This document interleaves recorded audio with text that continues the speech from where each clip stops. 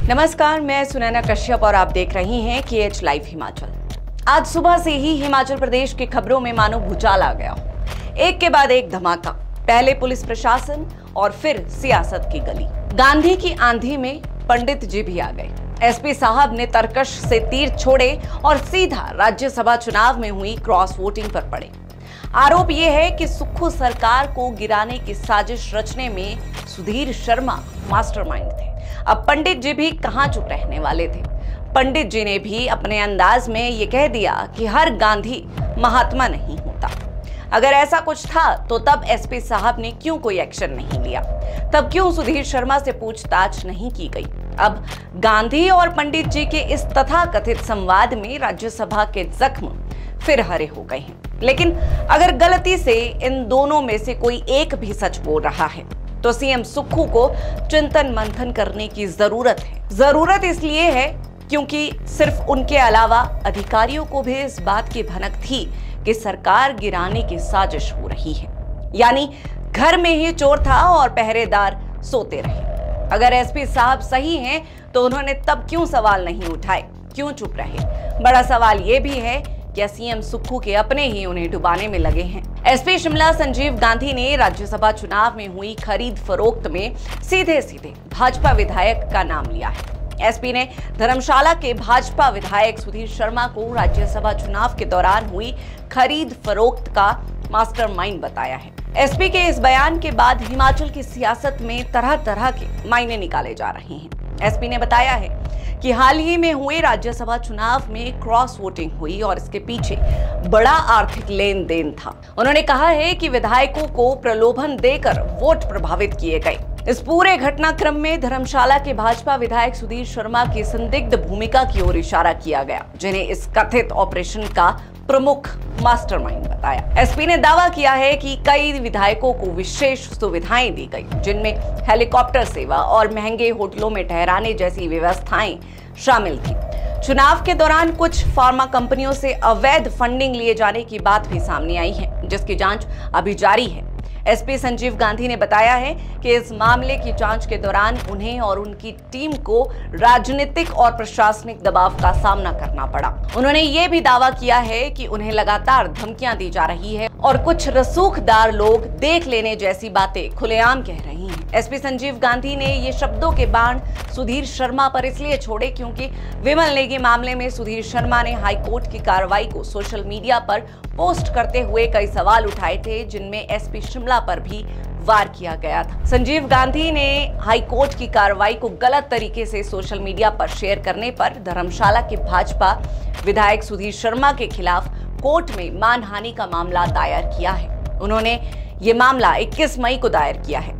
SP Sanjeev Gandhi ने बताया कि नेगेटिव तरीके से वीडियो शेयर करना एक दुर्भाग्यपूर्ण साजिश है, जिसका उद्देश्य जनता की नजरों में उनकी ईमानदारी छवि को धूमिल करना है। उन्होंने उच्च न्यायालय से निष्पक्षता की उम्मीद जताई है और मांग की है कि वीडियो शेयरिंग को लेकर कॉपीराइट कानून के तहत भी कार्रवाई की जाए। एक पूरा उसमें लाइव स्ट्रीमिंग हो रही थी। उस लाइव स्ट्रीमिंग को जो है हिमाचल प्रदेश हाईकोर्ट के नियमों के विपरीत जो ऑनरेबल विधायक माननीय सुधीर शर्मा हैं, उन्होंने अपने स्वार्थ के लिए, क्योंकि जो एमएलए की खरीद फरोख्त जो मैटर है उसमें उनको इन्वेस्टिगेट किया जा रहा है, उसमें जो है वो प्रमुख मास्टरमाइंड जो है अभी तक डिटेक्ट हुए हैं।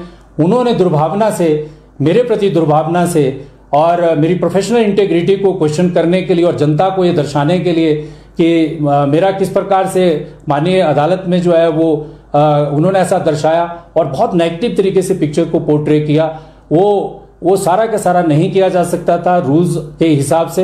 और उस संबंध में मैंने कल एक पिटीशन दायर की है और माननीय अदालत से ये भी उसमें प्रेयर की है कि कंटेम्प्ट ऑफ प्रोसीडिंग्स के साथ साथ कॉपीराइट और इंफॉर्मेशन एक्ट में उनके खिलाफ कार्रवाई की जाए। इसके बाद सुधीर शर्मा ने भी हर बार की तरह श्लोक के साथ गांधी पर ही सवालों की बौछार कर दी।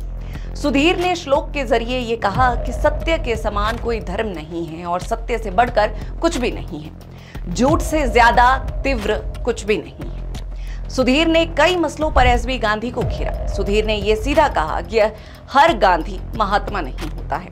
सीबीआई को इसकी भी जांच करनी चाहिए कि अब तक वो कहां-कहां एसपी रह चुके हैं और किस-किस ने उन्हें एसपी लगाने की सिफारिश की है। सुधीर ने कहा है कि एसपी ने तब क्यों उनसे पूछताछ नहीं की जब राज्यसभा चुनाव में क्रॉस वोटिंग हुई थी। उन्होंने तब क्यों चार्जशीट दाखिल नहीं की। एसपी खुद को साफ दिखाने की कोशिश में लगे हैं और अपने मुंह मियां मिट्ठू बने हुए हैं कि मैं ही ईमानदार हूं, मैं ही सच्चा हूं। सुधीर का ये पलटवार आगे क्या रंग लाएगा ये हम नहीं कह सकते। एसपी शिमला उसमें कह रहे हैं कि सुधीर शर्मा ने हाईकोर्ट की जो प्रोसीडिंग चल रही थी उसको लाइव दिखाया और उससे एसपी शिमला की छवि जो है वो खराब हो गई, केस खराब हो गया। भाई जब हाई कोर्ट माननीय उच्च न्यायालय खुद अपनी कार्रवाई को लाइव चला रहा है तो वो दिखाना चाहता है लोगों को कि पारदर्शिता क्या है और ये पूरे प्रदेश को पता चलना चाहिए, देश को पता चलना चाहिए जो कार्रवाई चल रही है उसमें प्रोसीडिंग क्या चल रही है। वो सुधीर शर्मा ने कोई डॉक्टर्ड वीडियो नहीं चलाया है। सुधीर शर्मा अदालत में जाकर के वीडियो नहीं बना रहे थे। दूसरा, उन्होंने ये कहा कि विधायकों की खरीद फरोख्त का एक मामला हुआ, उसमें मेरे पास सारे तथ्य हैं, उसमें जो मेन एक्यूज्ड है जिसने कि सारा कुछ किया वो सुधीर शर्मा है। तो मिस्टर एसपी, तुमने मेरे खिलाफ एफआईआर क्यों नहीं करी? तुमने मुझे इंटरोगेट क्यों नहीं किया? और तुम आज जब खुद फंस गए हो दलदल में तो सुधीर शर्मा के ऊपर जो है वो ऐसे एक्विजिशन लगा रहे हो, प्रदेश के चीफ सेक्रेटरी पे एक्विजिशन लगा रहे हो, रामकृष्ण मिशन में डीसी शिमला पे एक्विजिशन लगा रहे हो, एसीएस ओंकार शर्मा की रिपोर्ट को कहते हो कि गलत है। तो साधु तो सिर्फ एसपी शिमला ही हुए। याद रखना चाहिए इस प्रदेश को कि हर गांधी महात्मा नहीं होता है और आप कैसे कैसे कब कब कहां एसपी रहे हैं। सीबीआई को यह भी जांच करनी होगी किन लोगों ने इनके नाम जो है इनका नाम जो है उसको उसकी सिफारिश करी कि इनको एसपी लगाया जाए। ये एसपी थे, उसके बाद इस कांगड़ा जिला के 2 पुलिस प्रशासनिक जिले बनाने पड़े, नहीं तो कांगड़ा का एक ही एसपी होता था। ये आपकी काबिलियत है। और आपके खिलाफ एक तो प्रिविलेज मोशन बनता है, सर्विस कंडक्ट रूल के तहत आप अपने ही डीजीपी को एक्यूज कर रहे हो और आप कह रहे हो एसआईटी हाईकोर्ट जाएगी।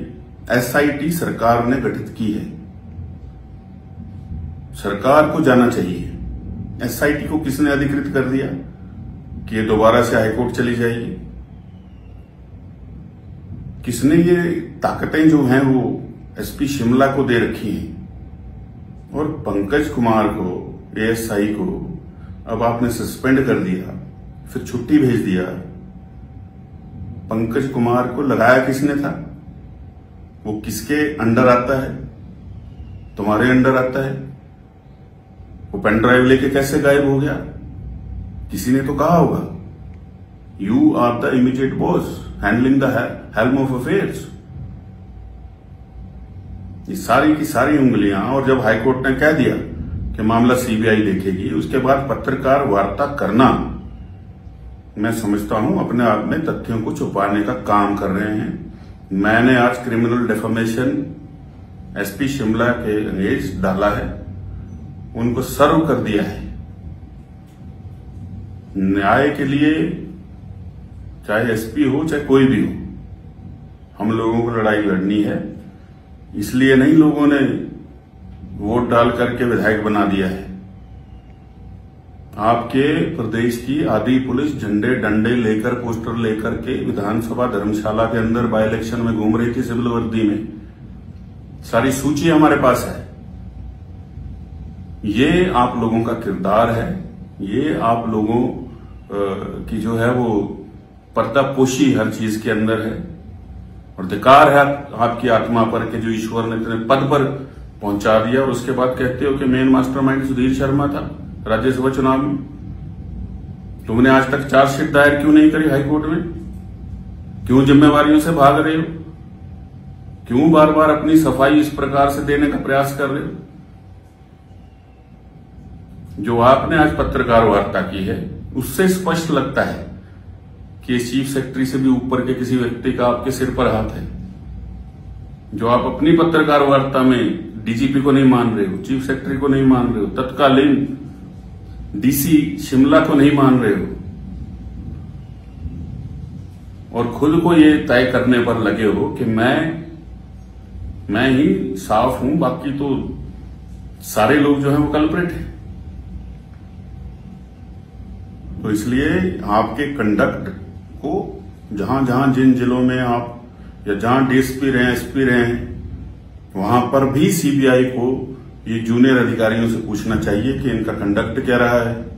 ये अधिकारियों से अपने जो इनके जूनियर है उनसे क्या करवाना चाहते थे, क्या पुलिस से करवाना चाहते थे। एएसआई पंकज कुमार को मेरा निवेदन है आज की इस वार्ता के अंदर कि मिनिस्ट्री ऑफ होम अफेयर्स उनको सुरक्षा दे, कहीं ऐसा ना हो कि विमल नेगी की तरह उनकी भी किसी दिन कहीं लाश मिले और ऐसे ऐसे लोग उसको जो है फिर वो लीपापोती करने में लग जाए। और शर्म की बात है कि इस प्रदेश के अंदर आज ऐसे हालात बने हैं कि जहां ऐसे अधिकारी सरकार के साथ हैंड इन ग्लव होकर के ऐसी चीजें कर रहे हैं कि जिससे ऐसा लगता है कि हम हिमाचल में रह ही नहीं रहे। इन चीजों के ऊपर न्याय होना चाहिए। माननीय उच्च न्यायालय को देखना चाहिए कि क्यों जब निर्णय आ गया तो उसके बाद 3-4 मीडिया के लोग जो वहां गए हैं उन मीडिया हाउसेस का भी संज्ञान लेना चाहिए। पत्रकार वार्ता खुले में होती है, ऐसे छुप छुप करके जो है वो पत्रकार वार्ता नहीं की जाती। कि व्यक्ति तभी करता है और दूसरों पर कीचड़ तभी उछालता है जब उसको पता हो कि अब मैं दलदल में डूब गया हूं, यहां से निकलने का रास्ता नहीं। और कहा गया कि हमें तो धमकियां मिलती हैं, डराया जाता है। अगर हमने धमकी दी थी तो आप तो प्रशासनिक अधिकारी हैं पुलिस के, आपको संज्ञान लेकर के कार्रवाई करनी चाहिए थी। किसने धमकी दी, कब धमकी दी, और डर किस बात का अगर साफ हो। और खुद ही अपने मुंह में या मिट्ठू बनना कि मैं ही ईमानदार हूं, बाकी सारा जो सिस्टम है वो करप्ट है, भ्रष्टाचार में लिप्त है। तो ये खुद को अपने सर्टिफिकेट खुद देना बंद करें। जो कार्रवाई चल रही है उसको चलने दें। मगर हाँ, सवाल ये है कि अगर राज्यसभा चुनाव के वक्त खरीद फरोख्त हुई थी और इसकी कोई भी जानकारी अधिकारी के पास थी तो क्यों कोई एक्शन नहीं लिया गया? क्या सत्ता में बैठे लोग और अधिकारी इस बात से वाकिफ थे कि व्यू रचने की शुरुआत हो चुकी है? अगर ऐसा कुछ था या है तो सीएम सुक्खू अब भी उन लोगों से घिरे हुए हैं जो पहले ही क्रॉस वोटिंग की सच्चाई से रूबरू थे। हम फिर कह रहे हैं कि अगर सच में राज्यसभा चुनाव में खरीद फरोख्त हुई और इसके बारे में अधिकारियों को पहले से जानकारी थी, फिर भी चुप्पी साधना किसी भी सरकार के लिए चिंताजनक है। सीएम सुक्खू के लिए अब सबसे बड़ी चुनौती है कि वो अपने ही घर में उठ रही इस साजिश और आरोप प्रत्यारोप के बीच स्थिति को स्पष्ट करें और निष्पक्ष जांच कराकर जनता के विश्वास को बनाए रखें। अन्यथा ये मामला हिमाचल की सियासत में गहरे संकट का कारण बनेगा, जहां हमें तो अपनों ने लूटा की टीस हमेशा बनी रहेगी। बहरहाल आज की इस चर्चा में इतना ही। इस पूरी चर्चा पर आप सबकी क्या राय है ये हमें कमेंट कर जरूर बताएं।